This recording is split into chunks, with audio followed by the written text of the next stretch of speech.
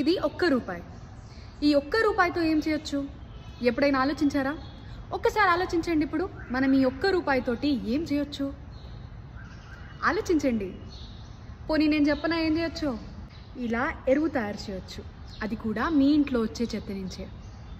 మా ఇంట్లో చెత్త ఎందుకు వస్తుంది అంటే, మీ ఇంట్లో కిచెన్లో వేస్ట్ వస్తుంది కదండి, దాని నుంచే ఇలా ఎరువు మీ ఇంట్లోనే తయారు చేసుకోవచ్చు.